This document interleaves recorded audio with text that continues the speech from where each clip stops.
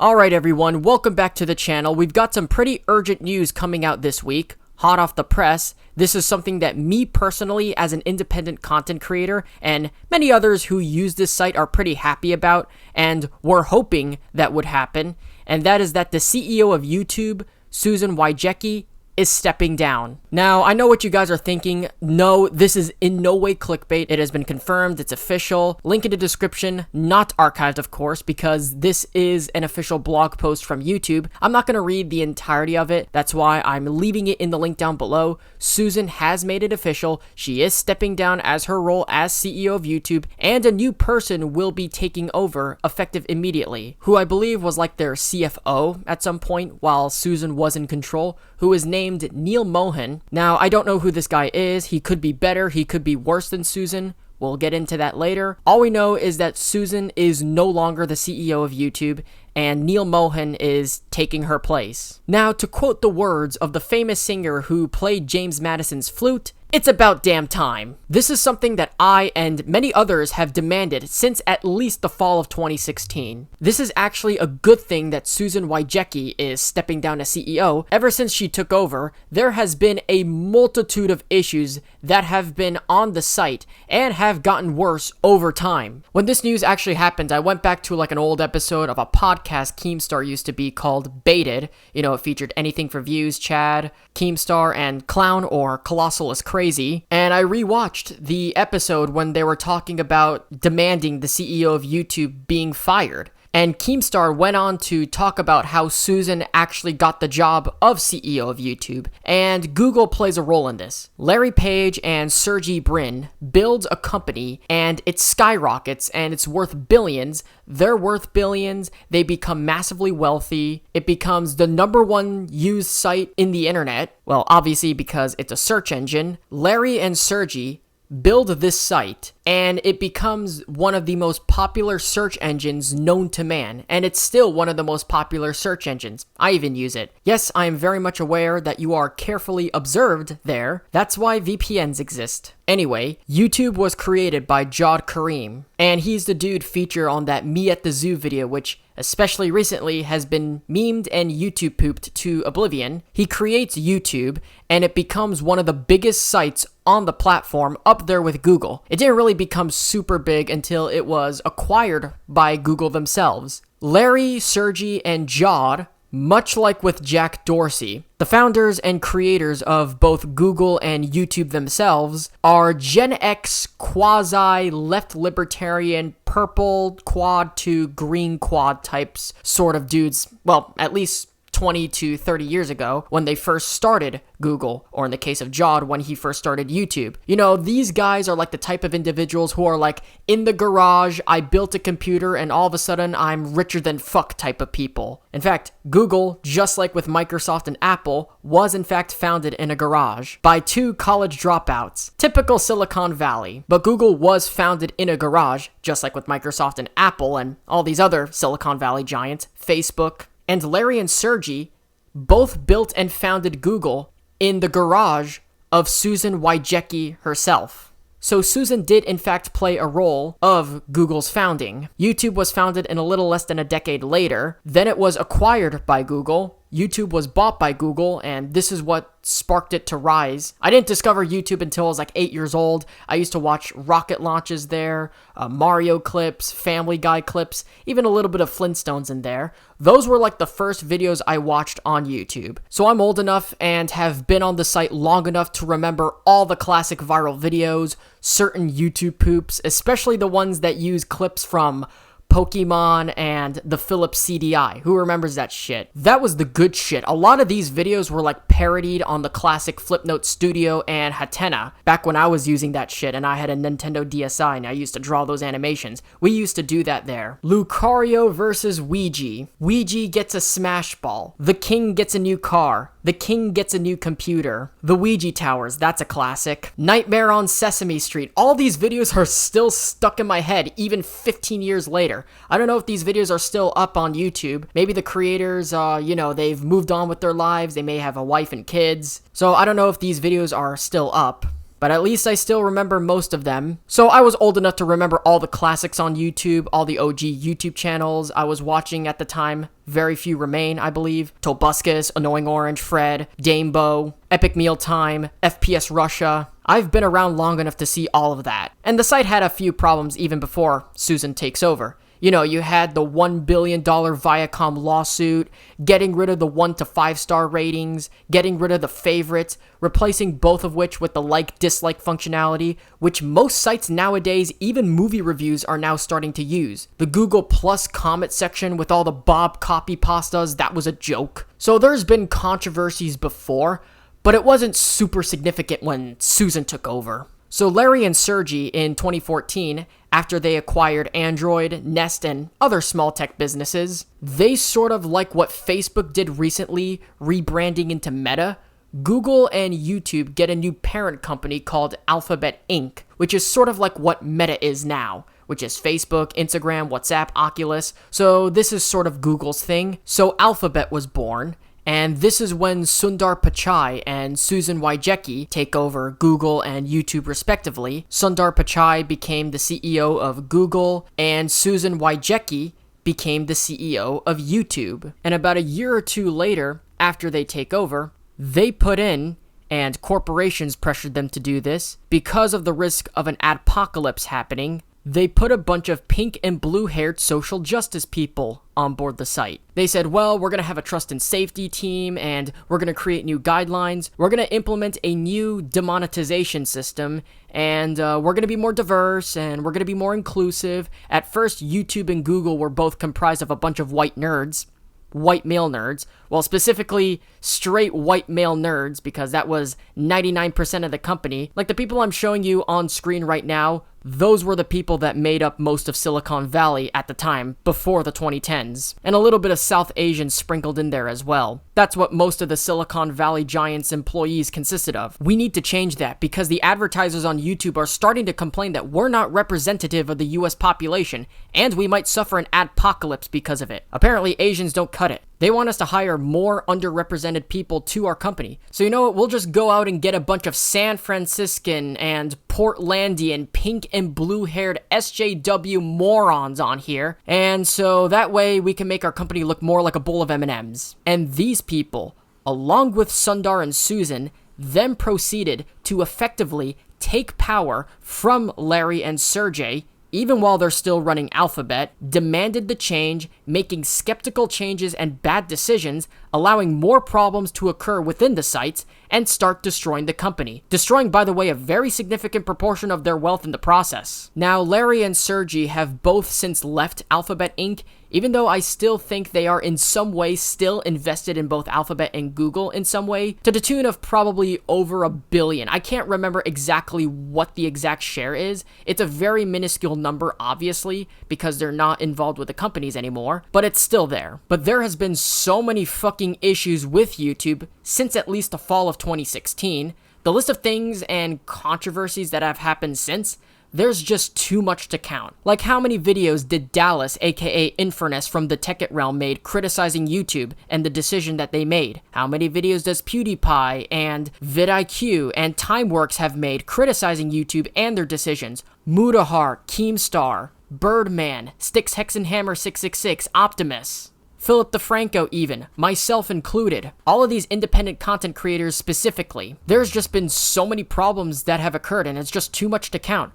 But there are, I believe, 3 or 4 major ones which I will highlight. Starting with the implementation of demonetization back in 2016. That was, I believe, one of the first dominoes to fall with YouTube. You can't even swear or play certain games or do certain things, otherwise your video is not going to have ads anymore. That really triggered the first wave of censorship on the platform. When people think of being demonetized on YouTube, they say, oh, well, you're just not making any money off the video, there's no ads playing on it, it's completely ad-free. Well, actually, the iceberg goes much deeper than that. Videos that are demonetized perform worse than videos that are monetized and have ads. So channels that are demonetized, and this applies to channels too, channels that are demonetized perform worse than channels that are monetized. So you essentially get algorithmically demoted when you are demonetized. Your videos are less likely to be found on search or even recommended to you. And if your channel is demonetized, then it's the whole channel, therefore making it harder for you to grow, especially independent content creators like myself and many others who are much bigger than me. In 2017, you had the Washington Post stink piece on PewDiePie after he uploads a joke video where he's giving people $5 on Fiverr to say and do stupid stuff as a harmless joke.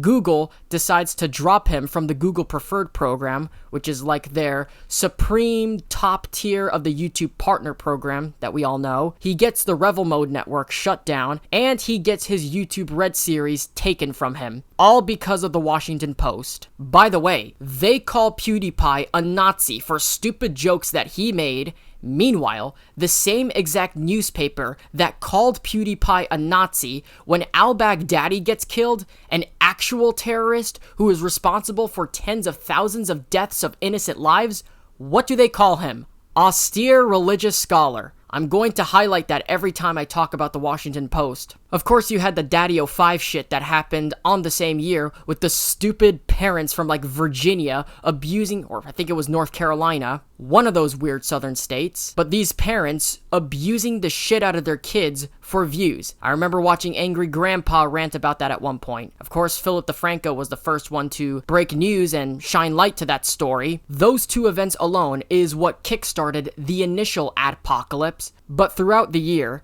it just gets even worse. And the one thing that really did set me off and wanted Susan to be fired to begin with, I don't know if you guys remember the ElsaGate scandal that broke out in late 2017. This was about a month and a half before the net neutrality thing happened. That was one of the biggest scandals of the year, with like all of the disgusting and the cringe Spider-Man Elsa videos and like the animated Elsa parody videos and fucking shit like that. Good God, those videos make me cringe. Especially the comments. Like, when I think about it, the predatory comments especially, those were the worst part of it all. Because some of these videos are attracting those kinds of people. You know who I'm talking about. And if you're one of those people, you know who you are. And by the way, there is a very special place in hell for those people who go to these videos and say that kind of shit. Of course, YouTube has tried and done a lot to fix this. 2 years after the scandal broke, they disabled comments on kids' videos. They were even pressured by the FTC due to COPPA laws here in the US. That's why you see YouTube channels made for kids not have any likes or any comments, and you cannot share them. Those changes were controversial in their own right, but ElsaGate is really what triggered me the most and wanted me personally to see Susan get fired for. And again, I actually remember listening to one of Keemstar's baited podcasts at the time, and they were talking about this and demanding her to be fired. In the wake of all of the backlash that came out of MSD after what happened in Parkland, gun channels started to get targeted as well. You know, the channels that talk about certain guns, how to clean them, how to shoot them safely, they talk about the guns, things like that. Channels talking about guns and pro-gun channels got demonetized and sometimes even ceased to exist. Now, this is also why Mumkey Jones got his channel taken down, because he made videos talking about Elliot Rodger in satirical fashion. Even though they were not serious in any way, shape, or form, they were still taken down. Of course, I made a video about the 2018 YouTube Rewind, the most disliked video on YouTube before YouTube removed dislikes. This was when dislikes still existed at the time, but it was the most disliked video on YouTube, not just because of all the problems that were happening on the site, but because it was just fucking cringe. That's literally what it is. Go watch the video. I have it linked in the eye icon right on the upper right hand corner. That was one of my first videos of my channel rebrand. What happened to the older videos before that, I don't know. 2019, of course, you got COPPA, Matt Watson's bullshit, a whole bunch of other things. Of course, you can't forget about what happened recently with the Act Man, Quantum TV, and Corey Kenshin. I also made videos about those as well. They removed dislikes, they got rid of the subscriber counter, and a whole shitty YouTube Rewind that declined in quality and got worse and got even more cringy and more out of touch with the community. Again, I've made videos talking about those rewinds. There's also little problems that have been popping in and out throughout the years. copyright abuse, algorithmically demoting small channels like mine, especially the independent ones, demonetization still being a thing, and of course the big elephant in the room, banning large numbers of large users. You know, they've banned Stefan Molyneux, they've banned Alex Jones, they've banned Mumpke Jones, they've banned Dave Cullen of Computing Forever, they banned Chris Delamo from Red Pill Philosophy, they banned Leafy is Here, they banned Trump even, they banned a sitting president of the United States at the time. So YouTube has been having so many of these problems, and there are way too many things that are wrong with YouTube. I probably missed a few because there was just way too many problems, and so much has happened when Susan was CEO. So after numerous problems that content creators have been complaining about, especially independent content creators, this has been happening for well over a half a decade now, and have gotten worse over the years, and somebody should take the blame for it. And that's why you saw a lot of people who were calling for Susan to be fired, or at least to resign, or to step down, one way or another. She needed to go. There's been too many problems that were happening under her watch. She needed to be ousted. Fast forward 9 years later, Susan Wojcicki is finally stepping down at long last. Now let's talk about the person who is replacing Susan, Neil Mohan. Now I think we should have learned our lesson after when Jack Dorsey stepped down from Twitter. He was replaced by a guy named Parag Agrawal. This was before Elon bought Twitter. I remember when a lot of people were rejoicing when Jack Dorsey finally stepped down from Twitter and they finally got a new CEO. But we didn't know anything about Parag until maybe a week or a month that he turned out to be so much worse than Dorsey. You know, when Agrawal took over, the site managed to become so much worse than when Dorsey was CEO. He was one of those big-time censorship-loving dudes, extremely woke as well, and a lot of people were wishing that Jack were to come back to Twitter. They don't have to complain about that anymore because Elon Musk took over, although things aren't really working too well on Twitter as far as what I've been hearing. So far, what I've been seeing, things have been fine, but we're gonna focus on YouTube because Susan was the one who stepped down. This was 2 years ago when Dorsey stepped down. So this Neil Mohan guy, we don't know too much about him. I don't think we know he's going to be just like what Agrawal was with Twitter. You know, he's a woke supremacist, and the problems on YouTube just get worse under him than under Susan. I say hold your horses because we don't know too much about this guy yet. Some people say he's going to be worse. Some people say he's going to be better. Some people are going to say that he's going to be just the same. I mean, knowing what we know about Neil, he's kind of like one of those big NFT guys and a big crypto guy in general, like an Indian Sam Bankman-Fried, if you know what I mean. I also heard he's one of those guys who pioneered the removal of YouTube dislikes, so that's a little bit of a concern. As long as he's not one of those woke supremacists like Agrawal was, I think we should be just fine. Things might end up being the same at the very least, but I don't know if we have too much information on this guy because I'm not celebrating too much yet because, yes, it's a good thing Susan Wojcicki is finally gone. She's been horrible with YouTube, but this Neil Mohan guy, we'll just have to wait and see what he does. It's gonna take maybe a week or two or maybe even a month or two to find out. He could be WEF just like Susan for what we know. He could be a globalist. What I want to see, the new CEO hopefully is watching some of our videos and listening to some of our requests. Remember when YouTube's slogan was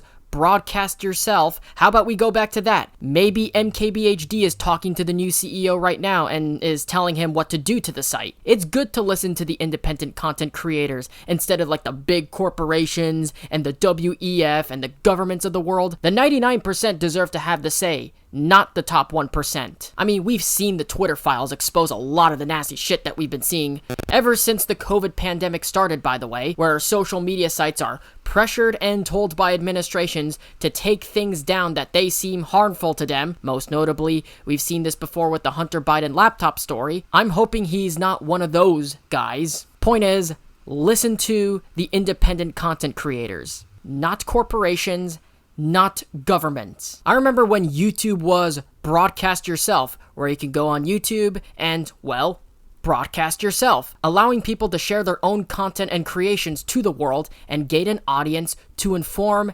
educate, and entertain the masses, just like the site was attended before they became woke. So Neil, I don't know anything about you, even though you are the ones who removed the dislikes. which is my one pet peeve, and that you pioneer NFTs. Just listen to your people and make the site a better place. I don't want the next generation to grow up with TikTok, but if you end up becoming just as bad, if not worse than Susan, alternatives exist. I can just archive the channel if I get booted and just go there instead. No biggie. But all in all, is it a good thing that Susan is stepping down from CEO of YouTube? Yes. Should we be celebrating just yet? Not quite. But I'll just end the conversation down to you to see, what do you think is going to happen to YouTube? Is YouTube going to be much better? Is YouTube going to be worse? Are we going to get just the same? Are we going to get any changes whatsoever? Are we not going to get any changes? Will YouTube go full force and become much closer to Netflix under him? Will you start using new tech? Are you already using new tech? Again,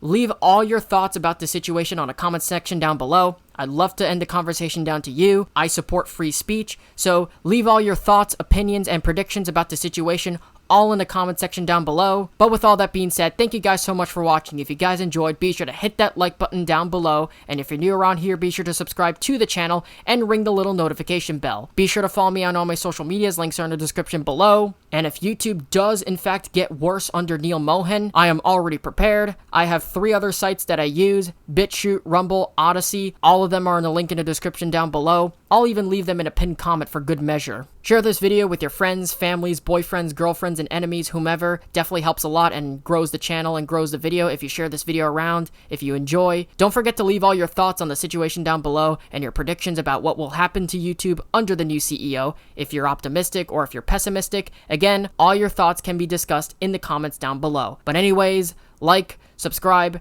ring notifications, and until then, take care, talk soon, and I'll see you guys in the next one. Peace.